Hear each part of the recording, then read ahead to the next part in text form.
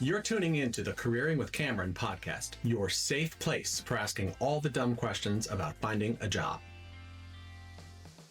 Hey everybody, it's Kevin Cameron here with Careering with Cameron for a new episode really focused on some of the transition from one year to the next. So today we're going to talk about what do you do with that block of time in between the end of December, almost end of December, into a brand new year.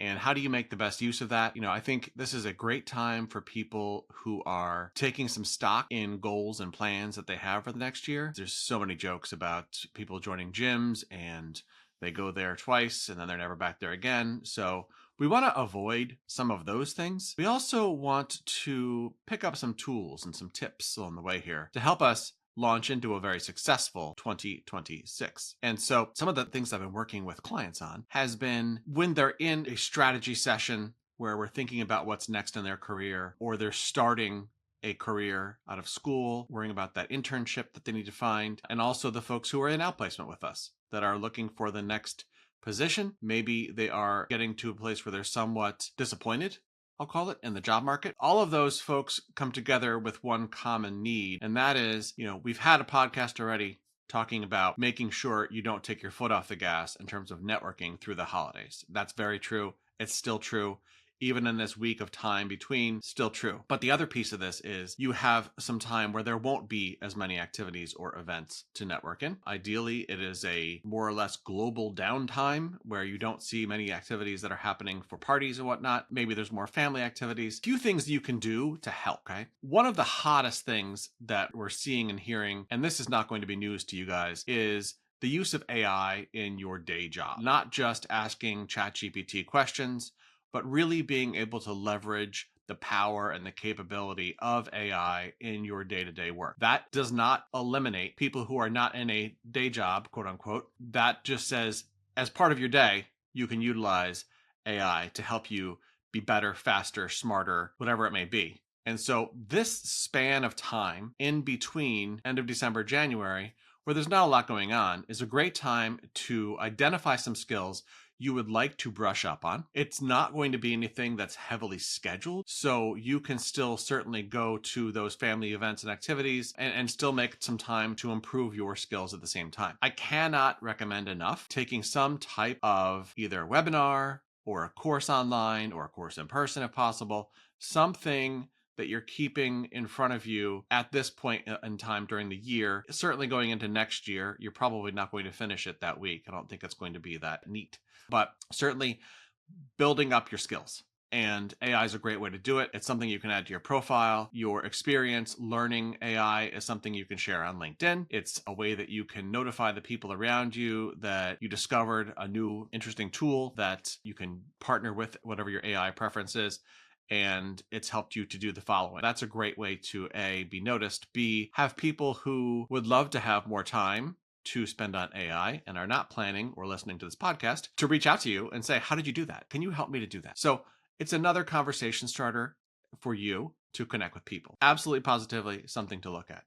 I'm not saying AI is the end all be all. There are certainly coding classes you can take. If you're somebody who has the data analytics kind of steer to your background or the direction you want to go in, certainly if you're in IT, there will be programming classes that you can take as well. All of those things certainly can wrap around the training with AI that hopefully you're working on. But I can't emphasize enough, it's something to make sure that you're focused on. Beyond there, this is when you can make yourself some goals that are measurable on a calendar. I say that because I think too often we get to a place where we say, I have to start my new goal on a Monday because it needs to be a full week. And I need to make sure that on a Monday, I can measure from Monday to Monday. That's how goals should work, right? No, we don't have to start goals on a Monday or the first of the month or the first of the year. We don't have to do any of that. What's probably easier, because you've been sort of conditioned to it, would be you have this nice space where you can sort of look back on the year and say, this is what I accomplished, and you absolutely should do that. Give yourself the credit of all of the things that you've accomplished in the last year. But then what do I want to work on next year? And it doesn't mean that everything has to start January 1st at, 8 o'clock in the morning. It doesn't mean that. We're just making a plan and making goals of things that we think are interesting and can help us to move the direction we want to move in. It's having a plan. The next piece of that is being consistent with executing on that plan. Again, this is not an AI commercial, but AI can help you with that, with reminders and tracking and all kinds of good things, where you could have a journal online, and that journal would help to keep you focused. So keep in mind, please, that you don't have to give up on your goals and all of the things you want to work on if it's January 2nd and you had a late night on New Year's Eve and didn't quite get to anything you wanted to get to January 1st. That does not mean it's over. You don't have to start on a Monday, like I said. Don't start on the 1st. You could start at midnight one night and just decide that's what you want to do.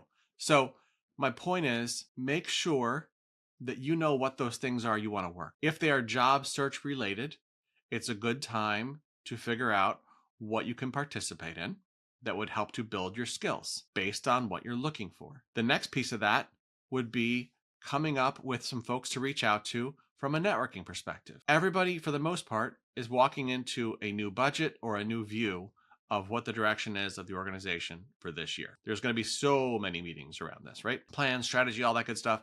They may already be in place in December, but they're definitely going to be executing on them in January. So that's one thing. Reach out to those folks that you haven't talked to a little bit. Happy holidays. Check in on them, see how they're doing. It's a great time to network in a faster pace because you can reach out to them via phone, and they're the people that you probably didn't see at events you may have gone to through the process of the end of the year. So that's the next piece, right? The other thing that you can do is start to share some of the activities and experiences that you had going through the holidays. Obviously, that's more of a Facebook than a LinkedIn. Please don't put it on LinkedIn. But do that and reach out to folks that you maybe haven't heard from that maybe like your post or whatever. It's a good way to reconnect with them, right? That's kind of the goal with social media in terms of the marketing of oneself. So those are pieces that you can work on that are pretty easy for you to work on. I cannot emphasize enough that you don't have to start something again on a Monday, the 1st, all of these crazy rules we come up with, right? That are like, well, I can't start it on a Wednesday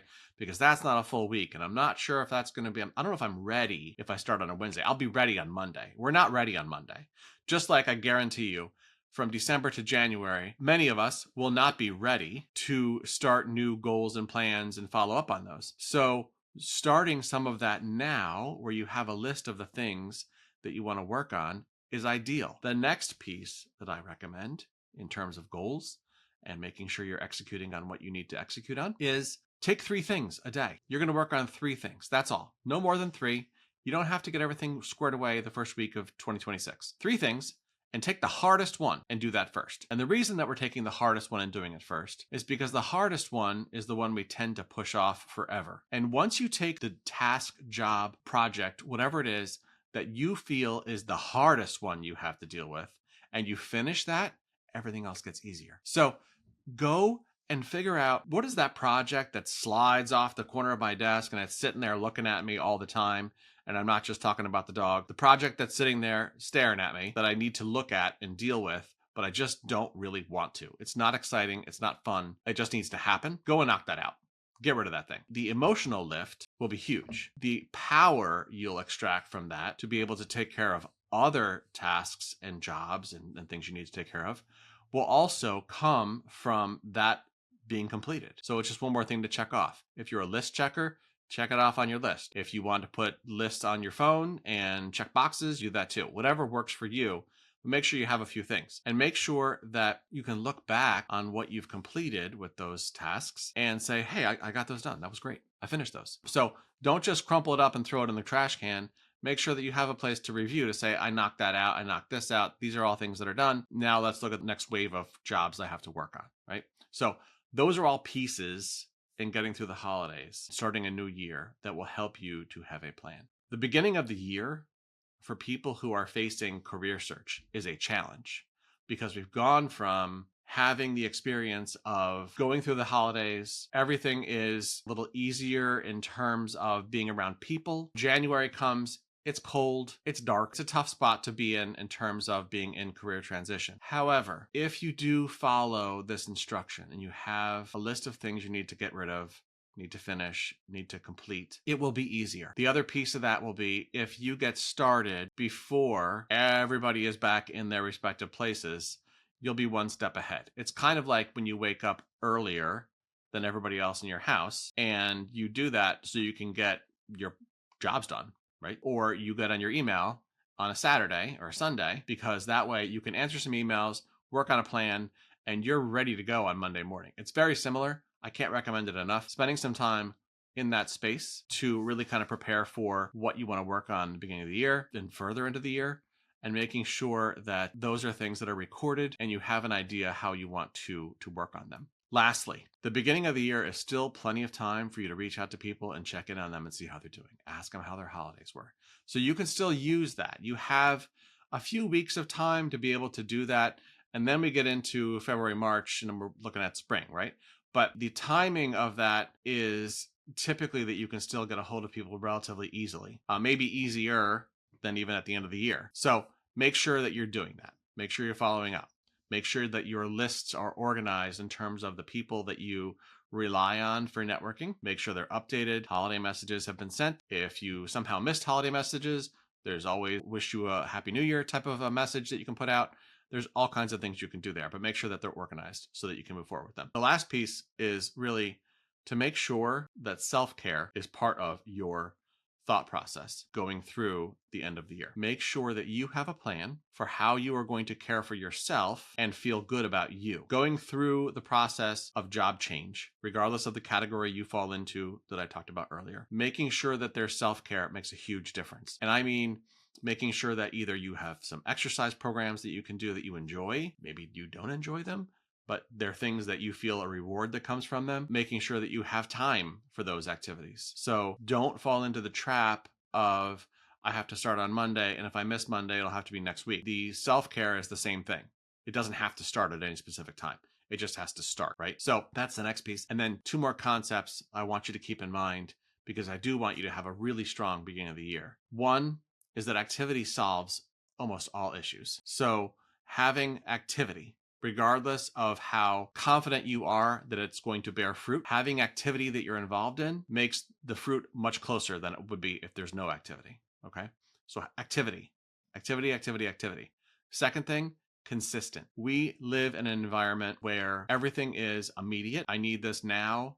That makes consistent really hard. Consistent is what will get you from point A to point B. Sometimes we will luck out and we will have the secret door that opens up and you're able to find your way beyond where you thought you'd be in a very fast fashion. But sometimes it takes some work.